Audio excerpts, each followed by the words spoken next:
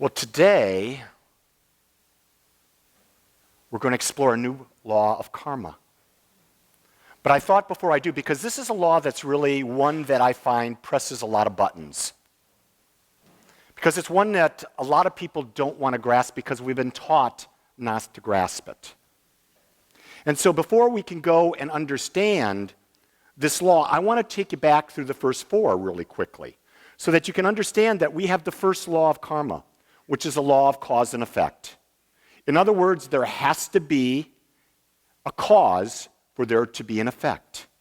And we talk about this all the time, is that cause always starts with thought. Always starts with thought. It doesn't start with the physical. The physical is always an effect. So you've got the law of a cause and effect. It's a law of you reap what you sow. You'll hear the stories throughout all the great spiritual books. You reap what you sow. It is done unto you as you believe. You know, all of those things talk about this simple law of cause and effect. So when we understand and embody the idea that is the mental atmosphere, the thoughts that we have created and collected around ourselves that create our experience, we now know that we have something that we can work with, that we control. So then we looked at the law number 2, the law of creation. And we talked about it and we said that life does not happen to us, but rather we must make it happen. In other words, we must use the law of cause and effect. We must direct that law. If we're not directing the law of cause and effect to a specific direction, then guess what happens? The law of averages comes in. Do you understand the law of averages? It means that if you live in the Plano, Frisco area, that there's a consciousness in that area, and if you haven't set your direct idea about what you want, then the collective consciousness of that area becomes a pervading thought. Does that make sense? So if you're not an independent, then what is the collective political consciousness of Plano, Frisco? It's Republican. So tendencies then is for that consciousness to take over. We don't teach democracy here. Not democracy. We don't teach parties here at Agape. We teach independent thinking. That's all we ever talk about. We don't care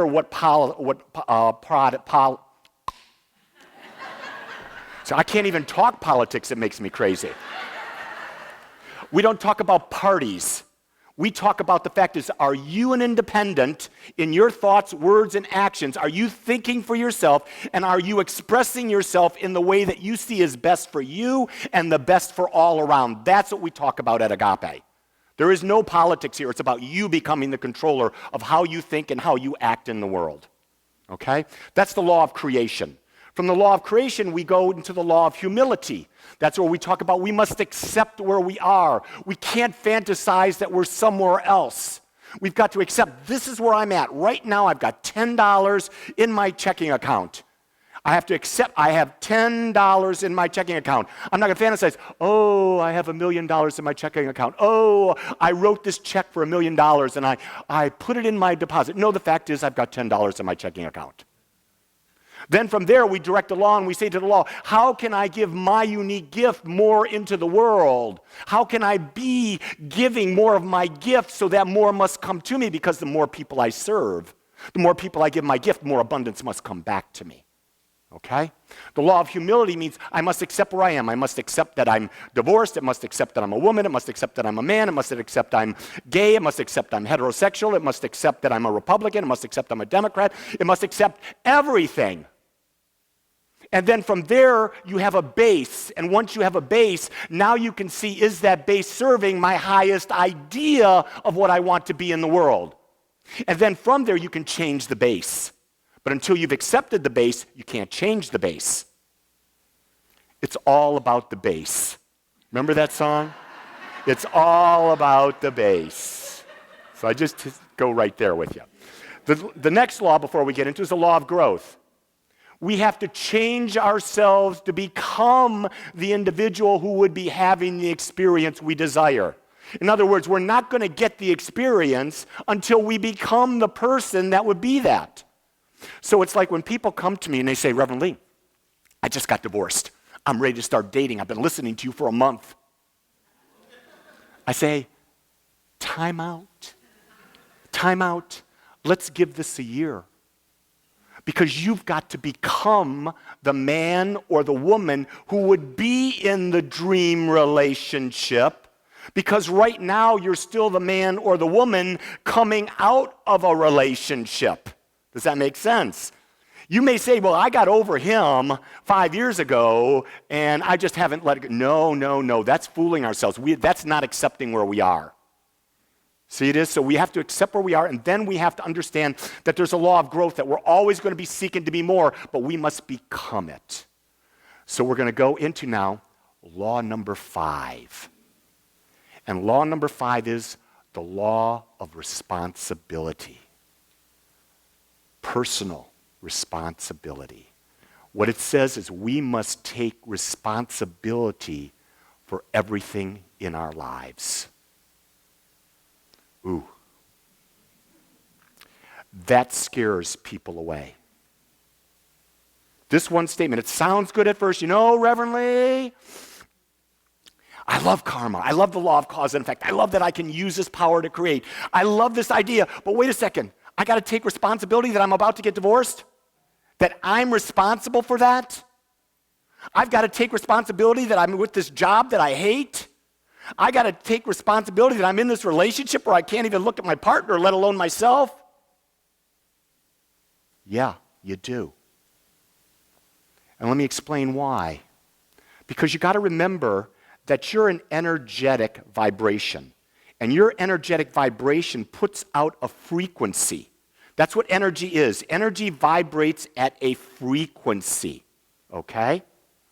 That frequency of your energy here can only attract to it a frequency like it. So if it's a 5 frequency, it attracts 5. If it's a 5 and a 4 frequency, it's not going to attract. A 5 and a 3 is not going to attract. A 5 and a 5 will. So what's in your life is the frequency that you are right now.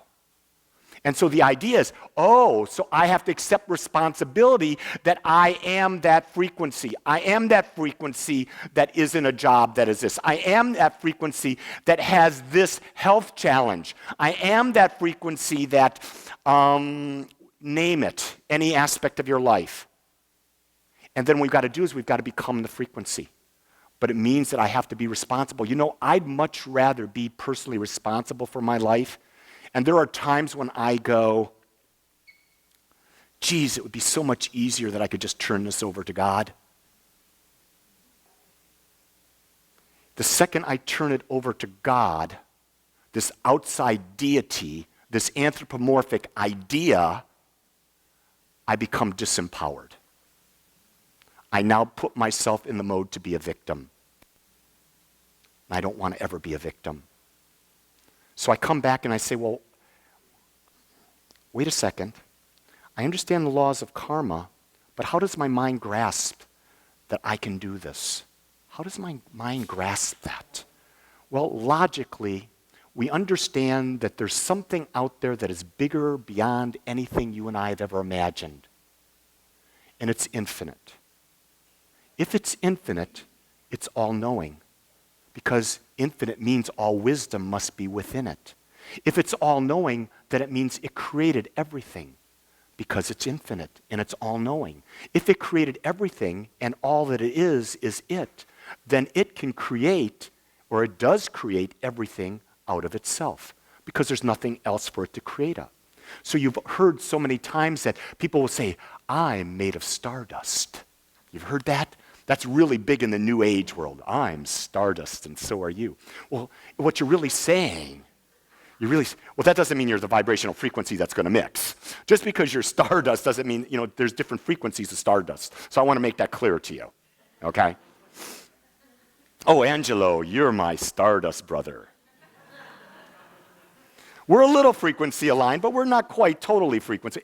No one's an exact frequency match. Can we get that? But we can be in overlapping to a degree, and that makes where we can communicate. Okay? So this power and presence that is infinite creates out of itself. So then it decided that I think I want to create myself in an infinite way. It doesn't think that way. I'm talking like a human right now, so I want you to know it. It just did it. It just said, It created everything, infinite things out of itself, all the planets, all the galaxies, all the solar systems, all the one-cell organisms, the multi-celled organisms, all the things that you and I have never even imagined it created, and it's all created out of it. And what we believe from our human perspective is that we were given this form of awareness or consciousness where we have the ability to choose. And so as we've gone through and as we've grown, we've been testing it. Okay, if I change my thoughts, do I get a different response? I find it to be true. But it's not just that I change my thoughts. Did I change me? Did I become the man who thinks the way I want to think, who talks the way I want to talk, who feels the way I would feel if I was there, and who acts in alignment with my thoughts, words, and feelings? You see, all four must be aligned, and it must be persistent and consistent in that alignment. It's not like, no, I'm a great spiritual leader. Yes, and I meditated once this week. No, that's not a spiritual teacher or leader. A spiritual teacher is one who meditates daily, twice a day. A spiritual leader is one who's always seeking to find more ways of connecting and understanding awareness greater. So am I researching? Am I reading? Am I doing that on a daily basis? I have to become that individual. And you see, I've been doing that for 10 years and 1 day today. This is my 10-year and 1-day anniversary of becoming a licensed minister. And in that, I realize that every day I'm just moving a step closer and a step closer and a step closer. And now I can see how is my world demonstrating, and my world tells me how much have I truly embodied that. Because the outer world is a reflection of the inner world. Making sense? So when I'm thinking that, I go, okay, so I'm responsible for creating this idea by drawing in people. Originally, I drew 10 people in, and then we went to 40, 50. Then we went to 60, 65. Then we went to 80 to 95. We bounced around there for about 3 years. And now we're bubbling right at about 105. And we've got these kids that are over there that are magnificent. And then we built this YouTube channel that's got 1,300 and some subscribers, and it's building and building and building. And we've got an iTunes thing, and it's building and building. And when I started, I could not have seen all of this. But now it seems natural. So you have to stick with the process now and watch it continue to build. Because remember, persistency gets you the result. Consistency, though, keeps it and causes you to build further. And these things, persistency and consistency, is where most people fall by the wayside. They get into a practice, they're doing it for 6, 7 months, they're great. It isn't working. Let me go back to the old way. No, it doesn't work that way. It's the same thing that... So if you've been coming for a while, you've heard me talk about Alba. Alba's my personal trainer that I meet with once a month. And she's the one who really ticked me off and told me that I didn't have, she walked up, touched me, and she said, you got atrophy in this muscle. In my mind, I had an unpleasant comment for her. And, but then as I thought about it, I asked her, can I work with you? Because I found out she has a lot of credentials. And she demonstrates the talk. So I went through a month and a half ago, I went through and got my leg workout. And it was really a sissy workout. I'm telling you, I used to be 210 pounds and I was squatting 400 and some pounds. And she has me putting little bands around and I'm going like this. And then I'm going like this. And when I'm done, sweat's pouring off of me. And the next day I can't move. And I'm saying, someone rubbed my butt, it hurts so bad. So I go and I'm with her Friday. And she says, we're going to do your upper body. And I said, got this covered. Not a problem. I said, okay, let's go. She says, the chest, okay, let's go get the dumbbells. And she says, no. And she gives me more sissy exercises. And I can't do them. Sweat is pouring down my face. I'm breathing like you can't imagine. And when I think I've got it, she says, your form sucks. I'm letting her down. No, it's not her. I was letting myself down. I had a false image of myself. I had to take responsibility that I was very good at what I become comfortable doing. My workout was something I was very comfortable with. And here's what most men are. I'm going to tell you about men in the gym. The first thing a man does when he goes to the gym, he gets down on the bench and he's going to plop out the bench.